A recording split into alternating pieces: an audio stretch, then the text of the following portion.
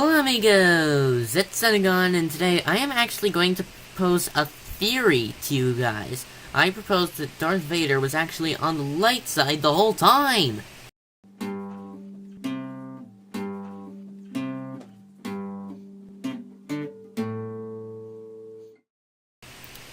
I know what you're thinking. Come on, Centagon, that's the most idiotic and nonsensical theory I have ever heard. Just hear me out. I think the main reason you may be skeptical is, didn't he kill a bunch of younglings in Revenge of the Sith? I propose that Anakin, or Vader, didn't kill the younglings. Palpatine did.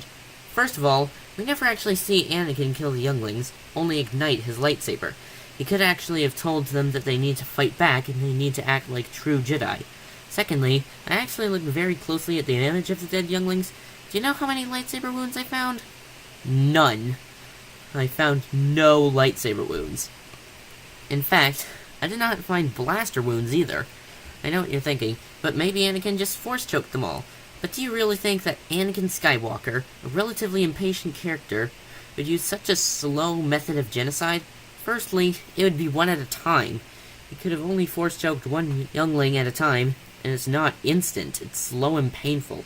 Force-choking all of the younglings doesn't make any sense for Anakin to do, but Palpatine could have killed them with Force lightning. Oh, but wouldn't it leave burn marks, I hear you ask?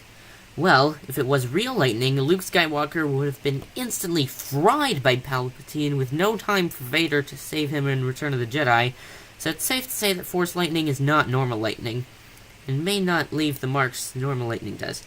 But didn't Obi-Wan and Yoda watch the surveillance footage of Anakin killing them, I hear you ask? Well, Palpatine and Anakin wore similar robes at the time, so it'd be relatively easy to confuse them. So Palpatine killed the younglings, but what about the Tusken Raiders in Attack of the Clones?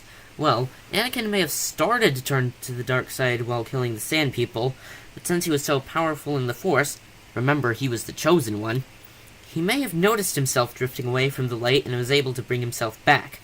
But in Revenge of the Sith, why would he kill the Trade Federation people on Mustafar? Well, remember, the Trade Federation were allied with the Separatists, so he may have seen it as killing the bad guys. And the signature yellow eyes of a Sith Anakin had?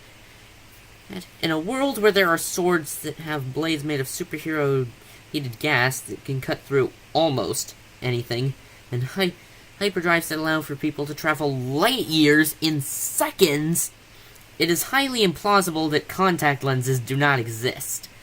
While he was kneeling before Palpatine, he may have been secretly putting the contact lenses on to appear more convincing.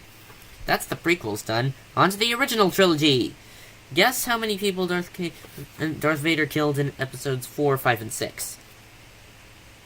Do you have an answer? The correct answer is 5. In the original trilogy, Darth Vader killed 5 people. Well, the first is the captain of the rebel ship at the beginning of A New Hope. And they may have arranged for this event ahead of time to further the charade that Darth Vader was evil.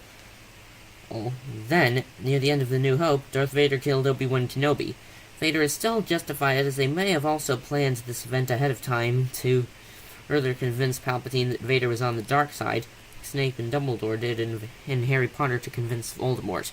Then, in Empire, he killed 2 Imperial officers out of anger, but he may have just seen it as killing the bad guys. And finally, in Return of the Jedi, Vader kills Palpatine. Again, not a rebel, so Vader could have just seen it as killing the bad guys. There are a few more things I would like to address.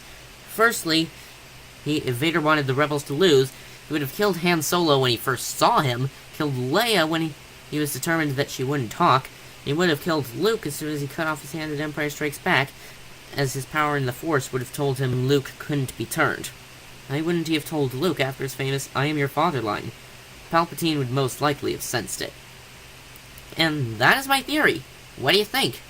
I would just like to point out that I highly doubt that this is actually true, but it would make perfect sense if it is true.